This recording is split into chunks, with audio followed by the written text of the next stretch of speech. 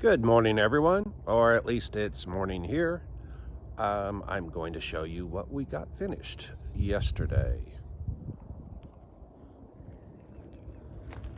Okay, some strange bubbles started appearing on the side of the car here. Come to find out, which I knew, one of the primers I used was a tractor primer. For some reason that stuff just plain never ever cures. So when you get in here, I mean, I can take my finger right now, it's been on here for 3 to 6 months and I can still scrape it with my fingernail. You can take a nail in here and it comes off relatively easy. I mean, you would think it would be hard. It's not unbelievably soft, but it's also not unbelievably hard. So if you look, I can actually scratch it with my fingernail, which obviously I shouldn't be able to do. Lesson learned, don't use that stuff. So unfortunately I have 2 gallons of this stuff. I had this issue a couple years ago and I just assumed it was a bad batch, but I had already bought more and it was too late to take it back, and come to find out apparently it's not a bad batch. It's just the characteristic of that stuff. Anyway, I gotta decide what I want to do. Part of me just wants to put a thin layer of fiberglass cloth on top of this.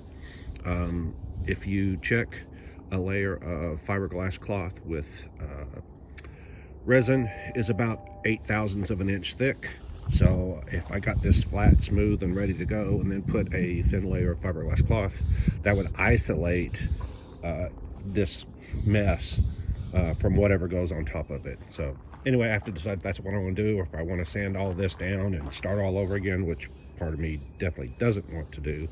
And again, you have to keep in mind that this is only, the whole purpose of this car is to make a mold. I don't want body putty and filler and all of this stuff on the final car. So all I'm doing is trying to get it good enough to make a mold. Now, I also need to take this car to the Street Rod Nationals in August. So I don't want some strange bubble showing up underneath the paint, you know, a month or a week right before it's time to go to the show. So that's taking a risk leaving this here, because these bubbles just appeared in the last week, even though this has been down for months. So anyway, got to decide what to do there. Okay, but moving on. So what we did was, actually Jacob did the majority of the work. Went in and blended everything and then put fiberglass cloth on top. So now you can see that this is hard. So now the next thing to do is sand this smooth enough and then put body filler on top of it to blend everything in.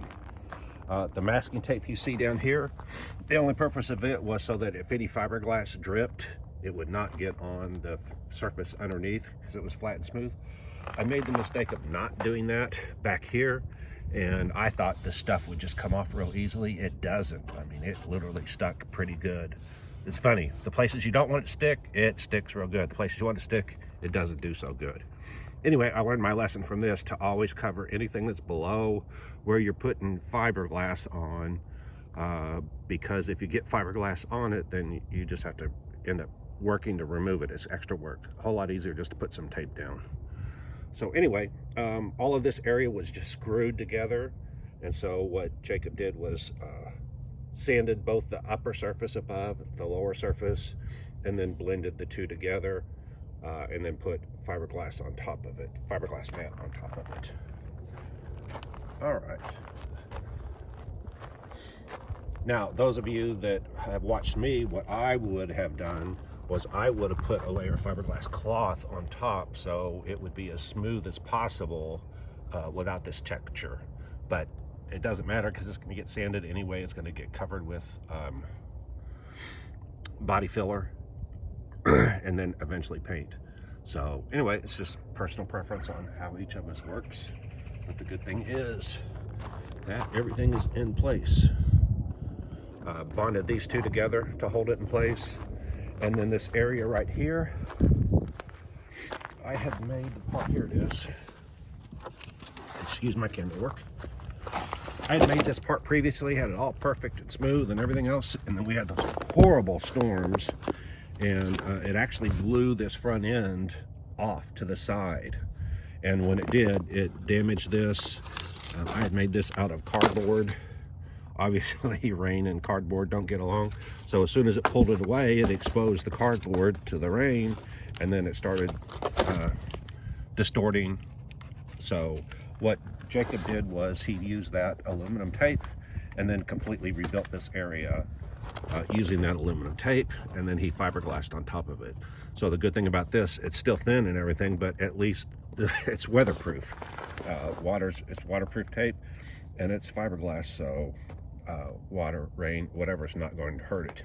Also, of course, we have screwed the front end in place, only held by one screw over here, and then one screw over here, but now we have it centered. Before, I couldn't attach it because it wasn't centered, and I knew it wasn't centered, and I knew I'd eventually have to move it off to the side and fix that.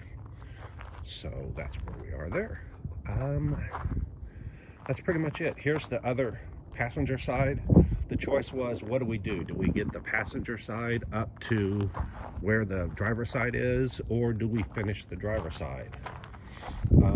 Partially to maybe quiet some of the naysayers about this, I said, let's finish the driver's side and get it to where it looks like it's supposed to look.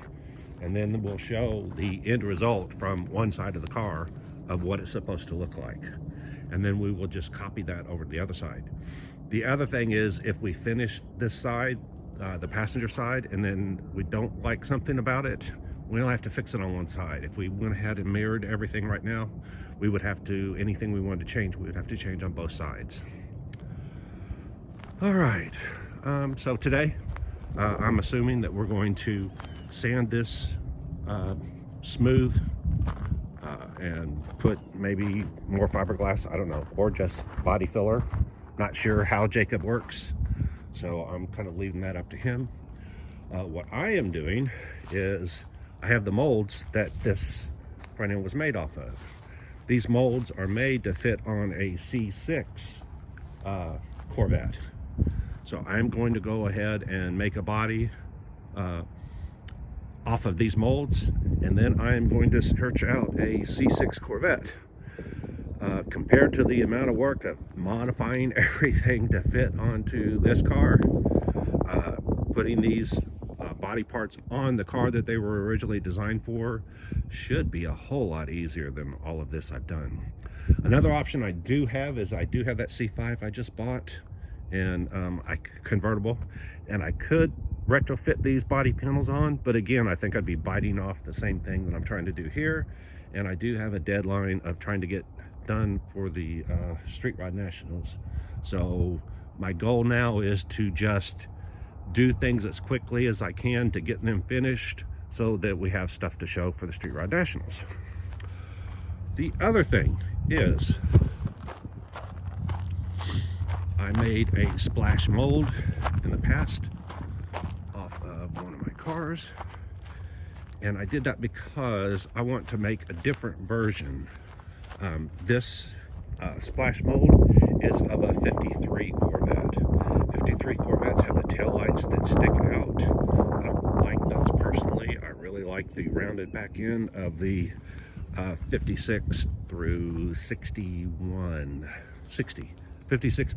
Corvettes. So what I'm going to do now is, I made some quick parts off of this, and so that's what all of that light blue paint was. It was just a barrier to make sure that the parts didn't stick to this splash mold. And it also had a pretty rough surface. There was a lot of, I used that same aluminum tape, but without the backing on it across the back, just to, you know, again, I didn't want to end up with a big blob of this splash mold and whatever the part was, and the two not coming apart. So I used that aluminum tape. Jacob's son spent the day yesterday cleaning off that aluminum tape using paint remover to try to get this paint off. It's shocking, this paint didn't come off easily. It's only house paint, so I thought it would just come right off, but apparently it doesn't. Part of that is the fact that now paint remover is nowhere near as good as it used to be. They changed the formula, and it's not so great. Anyway, so today what we'll probably do is go into this and cut off those taillight sections that stick out, round that out, and then make a at least a temporary mold out of this. We're gonna have to smooth in the surface. I'd like to make it as good as I can with what's here, and then make a part, and then obviously the part could then be finished, and then we could make permanent molds off of that. So anyway, that's what's going on with this. So the other option is, because this fits on a C5, I could put the parts from this onto that silver C5 and make a, let's say, a 57 Corvette retro out of it. So that's another option. Again, we'll see where we go. We'll see how quickly we can work and decide what to do from there. Anyway, just wanted to update you. This is a lot to do, and we only have less than 4 months now to get it all done. So I'm just going to have to figure out what's the quickest path to get, you know, a couple of cars. My goal is to have at least 2 finished cars for the Street Rod Nationals. Obviously, the Orient C8 is going to be one of them. The question is, what's going to be the second one? On the sidelines, I do have a 39 Bugatti Type 57 that is being built. The body just got finished this week. It's being shipped off to have a roller frame put underneath it. The body for the Cobra Coupe is finished. Charlie's working on the engine and all of the pieces. I did order suspension both for that, coilovers for that, and for a C5, because I have so many C5s that are throwing suspension error codes. Let's see. I think that's it.